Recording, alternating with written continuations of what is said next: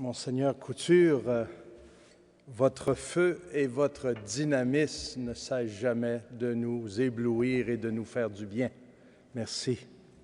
Vous vous souvenez probablement, parce que vous avez une excellente mémoire, un certain samedi soir, le 8 octobre 1988, nous étions ensemble en l'église paroissiale de Notre-Dame de la Recouvrance à Vanier, vous à titre d'évêque auxiliaire de Québec, moi diacre que vous alliez ordonner prêtre pour l'Institut Pie-X. Et au terme de cette célébration, vous aviez dit « Je suis heureux d'ordonner un prêtre pour l'Institut Pie-X, quoique je l'aurais bien pris pour le diocèse. »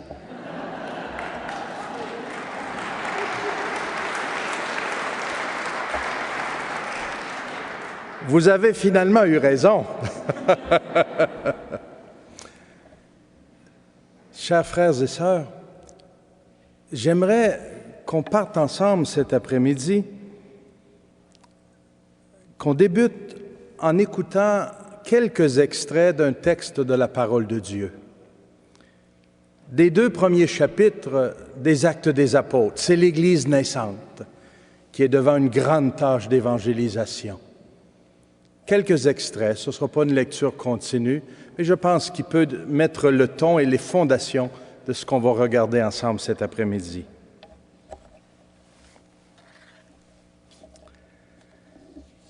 Quittant alors la colline appelée Mont des Oliviers, ils regagnèrent Jérusalem. À leur retour, ils montèrent dans la chambre haute où ils se retrouvèrent. Il y avait là Pierre, Jean, Jacques et André, Philippe et Thomas, Barthélemy et Matthieu, Jacques fils d'Alphée, Simon le Zélote et Jude fils de Jacques. Tous, unanimes, étaient assidus à la prière. Avec quelques femmes, dont Marie, la mère de Jésus, et avec les frères de Jésus. Un peu plus loin, il y a des hommes qui nous ont accompagnés durant tout le temps où le Seigneur Jésus a marché à notre tête, à commencer par le baptême de Jean jusqu'au jour où il nous a été enlevé. Il faut donc que l'un d'entre eux devienne avec nous témoin du ressuscité. On en présenta 2. Joseph, appelé Barsabas, surnommé Justus, et Matthias. Et l'on fit alors cette prière. Toi, Seigneur, qui connais les cœurs de tous, indique celui des 2 que tu as choisi, pour qu'il prenne dans le service de l'apostolat la place que Judas a délaissée pour aller à la place qui est la sienne. On les tira au sort, et le sort tomba sur Matthias, qui fut dès lors adjoint aux 11 apôtres. Au chapitre 2. Quand le jour de la Pentecôte arriva, ils se trouvaient réunis tous ensemble. Tout à coup survint du ciel un bruit comme celui d'un violent coup de vent. La maison où ils se tenaient en fut toute remplie. Alors leur apparurent comme des langues de feu qui se partageaient, et il s'en posa sur chacun d'eux. Ils furent tous remplis d'Esprit Saint et se mirent à parler d'autres langues, comme l'Esprit leur donnait de s'exprimer. Et le texte se poursuit, on voit qu'après la réception de l'Esprit Saint, ils sortent sur la place publique. Au verset 14. Alors s'éleva la voix de Pierre, qui était là avec les 11. Il s'exprima en ces termes. « Hommes de Judée et vous tous qui résidez à Jérusalem, comprenez bien ce qui se passe et prêtez l'oreille à mes paroles. Non, ces gens n'ont pas bu comme vous le supposez. Nous ne sommes en effet qu'à 9 heures du matin. Israélites, écoutez ces paroles. Jésus, le Nazoréen, cet homme que Dieu avait accrédité auprès de vous, en opérant par lui des miracles, des prodiges et des signes au milieu de vous, comme vous le savez, cet homme, selon le plan bien arrêté, et la prescience de Dieu, vous l'avez livré et supprimé en le faisant crucifier par la main des impies. Mais Dieu l'a ressuscité en le délivrant des douleurs de la mort, car il n'était pas possible que la mort le retienne en son pouvoir. Ce Jésus, Dieu l'a ressuscité, nous tous en sommes témoins. Parole du Seigneur. Il me semble que nous pouvons nous identifier largement avec ce texte des Actes des Apôtres. Pour bien regarder en avant la mission qui est devant nous, pour discerner le comment nous devons vivre la grande mission de la nouvelle évangélisation ici, chez nous, nous avons avantage à plonger dans la parole de Dieu.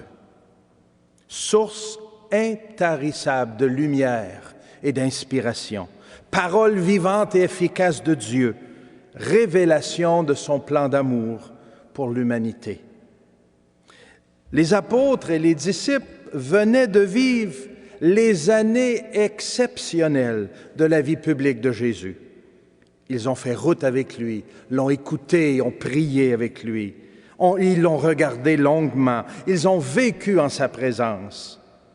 Et Jésus les a progressivement conduits jusqu'à Jérusalem, là où il allait donner sa vie, mourir et ressusciter.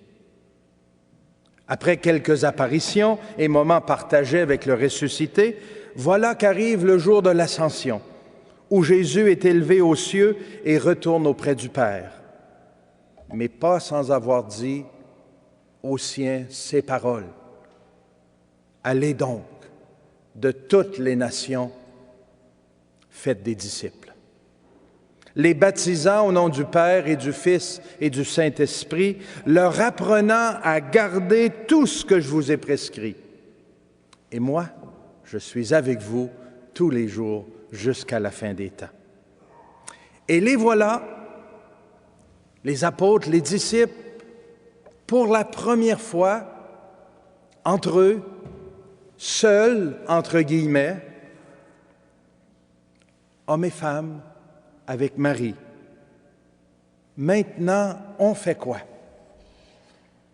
Ils sont conscients qu'ils ont entre leurs mains un trésor, leur foi en Jésus-Christ, mort et ressuscité, porteur d'une vie nouvelle. Leur vie est changée à tout jamais à cause de ce Jésus. Et en plus, ils viennent de recevoir une grande mission, celle de proclamer cette bonne nouvelle à toutes les nations, à baptiser et à faire des disciples. Pas surprenant, vous savez, qu'ils commencent par se réunir, tous ensemble, dit le texte, pour prier, pour s'unir, pour être en communion profonde, à la fois avec le Seigneur, avec le ressuscité présent mais invisible, et implorer la venue de l'Esprit Saint que Jésus leur avait promis. Habités par une grande mission, mais incapables de la réaliser sans l'aide de l'Esprit. Et arrive le jour de la Pentecôte, qui change tout. Tout à coup, survint du ciel un bruit comme celui d'un violent coup de vent. D'en haut arrive le soutien, la force, l'audace. D'en haut, Dieu envoie son esprit et nous en voyons les fruits depuis 2000 ans. Pierre et les autres sortent sur la place publique et se mettent à proclamer, comme jamais ils l'avaient fait auparavant, la bonne nouvelle du Christ mort et ressuscité, le cœur de l'Évangile, ce qu'on appelle le kérygme, et commence la grande aventure d'évangéliser le monde. C'est grâce à ce souffle de l'Esprit, grâce à cette foi enracinée en Jésus et dans le cœur d'une multitude d'apôtres, de disciples, que cette bonne nouvelle qu'est l'Évangile nous est parvenue jusqu'à nous, ici, à Québec. Des femmes, des hommes profondément enracinés dans cette foi sont venus sur nos terres vivre ce mandat missionnaire pour que soit fondée ici une communauté de baptisés, de croyants, de disciples de Jésus. Aujourd'hui, nous nous retrouvons un peu comme les apôtres et les premiers disciples, sûrs de notre foi, car nous avons fait la rencontre du Christ ressuscité. Nous savons et nous professons qu'il est vivant au milieu de nous. Et nous voulons le faire connaître, le faire aimer, le faire servir. Nous voulons proclamer cette bonne nouvelle à nos sœurs et à nos frères. Mais, tout comme les apôtres au Cénacle avant la Pentecôte, nous sommes parfois un peu craintifs et timides. Devant les transformations si rapides qu'a connues notre société québécoise, comme Monseigneur Couture nous a si brillamment illustré, devant les défis que présente notre réalité actuelle, nous ne savons pas exactement comment nous pouvons proposer la fraîcheur de l'Évangile au monde de notre temps. Nous portons un trésor, mais dans des vases fragiles. Nous avons vieilli, mais l'Évangile demeure jeune. Et nous demeurons convaincus que le message du Christ, son invitation à vivre en communion avec lui, avec le Père et l'Esprit, à vivre en communion entre nous et vivre au milieu du monde en enfant de lumière, est un appel qui conduit à la vie, qui libère et qui ouvre à une espérance fiable. Oui, nous sommes fiers d'appartenir au peuple de Dieu, d'être membres de cette Église catholique. Vous savez, on aura beau nous redire sur tous les tons que la foi et l'Église nous ont conduits à une grande noirceur, ce n'est pas l'expérience que nous vivons. Au contraire, nous pouvons affirmer que notre foi au Christ, notre vie en Église, dans notre diocèse, nous invite sans cesse à nous lever et à avancer, à aller de l'avant, à choisir la vie, à nous relever, à nous laisser transformer, à vivre en fils et en filles de Dieu. En un mot, notre expérience nous dit que la foi conduit vraiment au bonheur, à la vie en abondance, telle que Jésus l'avait promis. Je suis venu pour que vous ayez la vie et la vie en abondance.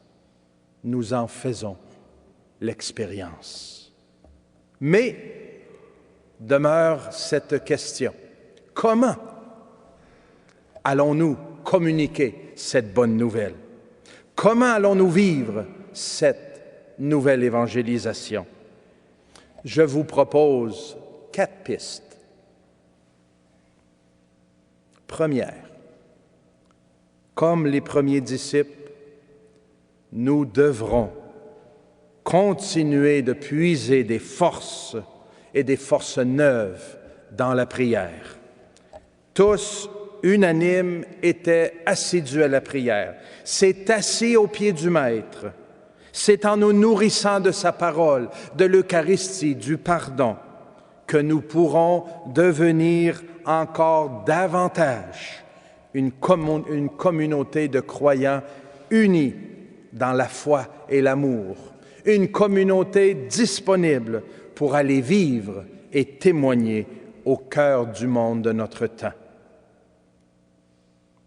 Deuxième piste, comme les apôtres et les premiers disciples, nous n'arriverons jamais à sortir sur la place publique et accomplir la mission que le Seigneur nous confie sans l'intervention qui vient d'en haut, de l'Esprit Saint. Lui, le défenseur, le Père des pauvres, peut nous donner les dons, les charismes, l'audace, le courage, la persévérance pour vivre cette grande mission. Mes amis, ne nous leurrons pas. Par nous-mêmes, par nos seules forces, nous n'arriverons pas à faire grand-chose.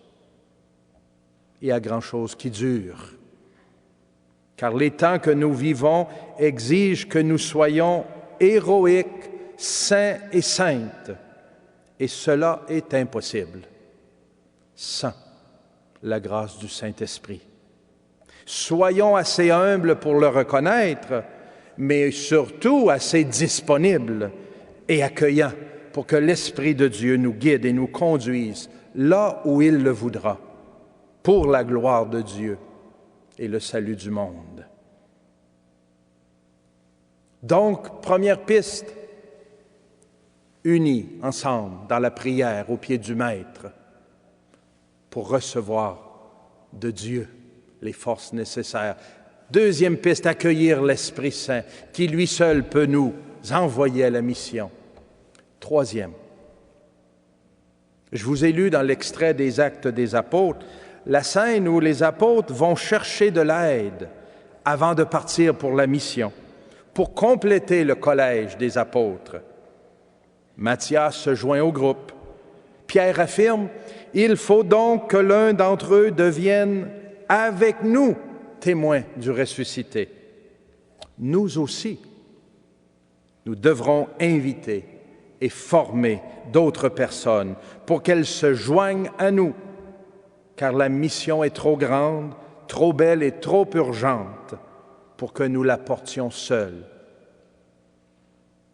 Si vous étiez tout à l'heure au mini-concert avant la conférence, un des beaux chants qui a été interprété, qui m'a beaucoup touché, était répété ce refrain. Écoute la voix de celui qui t'appelle. Écoute celui qui t'appelle. Chers amis, nous aurons à appeler et à inviter beaucoup d'hommes et de femmes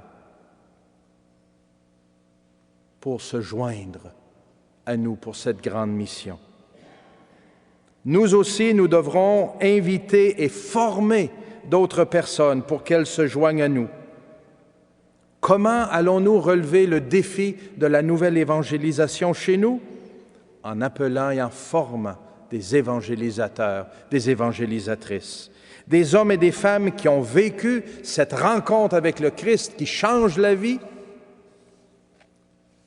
des hommes et des femmes qui ont entrepris un chemin de formation pour que leur foi devienne mature et solide, des hommes et des femmes qui voudront avec nous partager cette grande mission.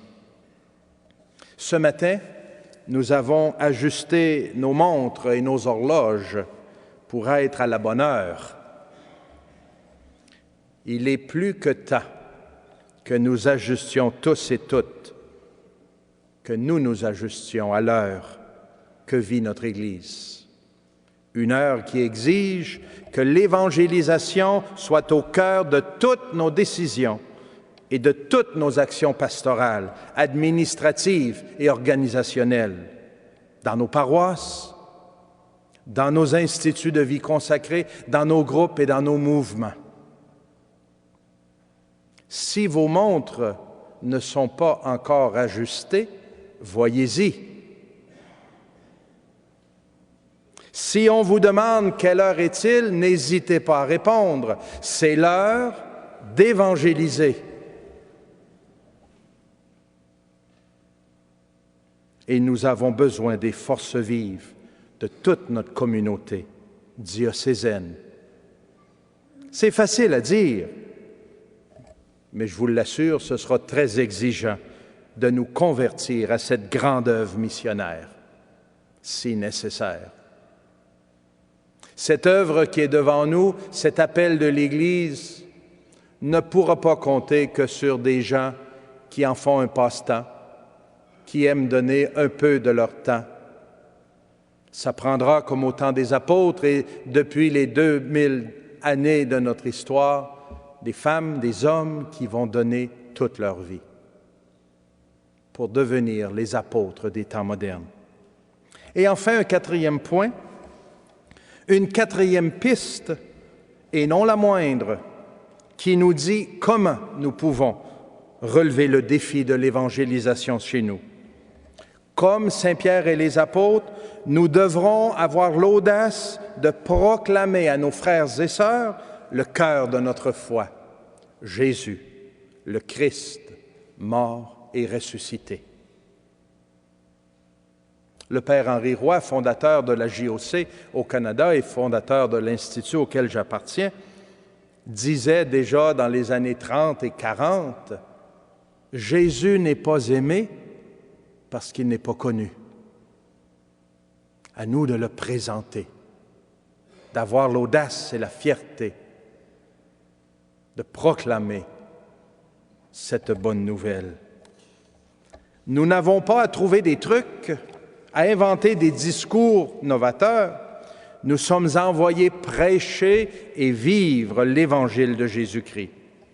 Notre mission n'est pas d'augmenter le pouvoir et l'extension de nos institutions, mais nous voulons nous mettre au service du bien des personnes et de l'humanité en faisant place à celui qui est le chemin, la vérité et la vie, Jésus-Christ. Il n'y a pas d'autre chemin. Notre mission nous envoie proclamer une bonne nouvelle. Notre Église doit être missionnaire par la proclamation de l'Évangile de Jésus-Christ et par le témoignage de notre vie, cohérent avec le message du Christ. Il y a là, il me semble, tout un champ d'action qui s'ouvre devant nous, où chacun, chacune peut participer, y apporter le don de sa vie à partir de sa vocation propre, de ses talents et le ministère que le Seigneur lui confie. Frères et sœurs, ma conviction est que le christianisme est pour l'humanité encore aujourd'hui un chemin de vie, de bonheur et de liberté. La soif profonde qui habite le cœur des hommes et des femmes de notre temps trouvera encore aujourd'hui en Jésus-Christ cet amour, cette espérance qui fait vivre, qui permet de se relever et de regarder l'avenir avec dynamisme et enthousiasme. La nouvelle évangélisation à laquelle nous invite avec beaucoup d'insistance le Saint-Père Benoît XVI est dans le fond le comment nous pouvons proposer à nouveau à nos frères et sœurs cette bonne nouvelle. Nous le savons, Monseigneur Couture en faisait mention tout à l'heure, même si la majorité de notre population se dit catholique, plus de 90%, c'est pas rien, vous savez, comme pays dans le monde, 90%, même si on célèbre encore de nombreux baptêmes et les autres sacrements d'initiation à la vie chrétienne, un grand effort doit être fait, déployé, pour que cette foi prenne racine dans la vie de tous les jours et que l'Évangile du Christ éclaire véritablement la vie, les choix, les décisions, les attitudes de tous les jours.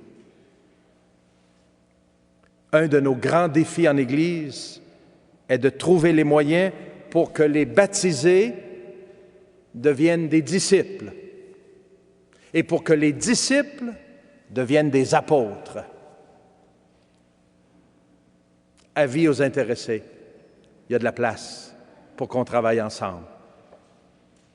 De faire de nos baptisés des disciples, des hommes et des femmes qui véritablement suivent le Christ, et des apôtres, des hommes et des femmes prêts à aller annoncer et témoigner cette bonne nouvelle. Le nouveau Conseil pontifical pour la nouvelle évangélisation, récemment créé, va sans doute nous stimuler à nous engager encore davantage dans cette grande œuvre missionnaire. Le pape Benoît XVI écrivait à ce sujet: « La diversité des situations exige un discernement attentif. Parler de nouvelle évangélisation ne signifie pas, en effet, devoir élaborer une unique formule identique pour toutes les circonstances. Et toutefois, il n'est pas difficile de percevoir que ce dont ont besoin toutes les Églises qui vivent dans des territoires traditionnellement chrétiens est un élan missionnaire renouvelé, expression d'une nouvelle ouverture généreuse aux dons de la grâce. En effet, nous ne pouvons pas oublier que le premier devoir sera toujours celui de nous rendre dociles à l'œuvre gratuite de l'Esprit du ressuscité, qui accompagne tous ceux qui sont porteurs de l'Évangile et ouvre le cœur de ceux qui écoutent. Pour proclamer de façon féconde la parole de l'Évangile, il faut avant tout faire une expérience profonde de Dieu. Très chers amis, la route devant nous sera très exigeante, mais passionnante. Les défis sont de taille, mais nous mettons notre confiance en Dieu, celui qui appelle à le suivre, celui-là même est celui qui envoie la mission et celui-là même qui soutient ceux et celles qui l'envoient à cette grande mission. J'aime répéter cette phrase qui me console et me rassure. Dieu ne choisit pas des gens capables, il rend capables ceux qu'il choisit. Poursuivons la route que bien d'autres ont parcourue avant nous. Depuis le premier évêque de Québec, François de Laval, jusqu'à ce 25e qui s'apprête à être installé comme pasteur de cette grande et belle communauté du diocèse de Québec, c'est la fidélité de Dieu, le soutien de l'Esprit Saint qui a fait avancer l'Église, en comptant sur des femmes et des hommes qui ont accepté de donner toute leur vie. Rien de moins nous est demandé aujourd'hui. Gardons bien vivant notre cœur les 4 pistes tirées de la parole de Dieu, des Actes des Apôtres. Ces pistes nous montrent déjà un chemin sûr pour évangéliser. Nous voulons vivre réunis, assidus à la prière, en profonde communion avec Dieu et entre nous. Nous voulons ouvrir grandes les portes de notre cœur à l'Esprit Saint, qui nous renouvelle et nous donne tout ce dont nous avons besoin pour aller vivre la mission que le Seigneur nous confie. Troisièmement, nous devrons appeler et former des évangélisateurs, des évangélisatrices pour vivre cette grande mission avec nous. Et finalement, nous aimons nous rappeler que c'est Jésus-Christ, mort et ressuscité, que nous avons à proclamer au monde, celui qui nous fait vivre, celui qui a changé notre vie, celui qui nous donne la vie nouvelle.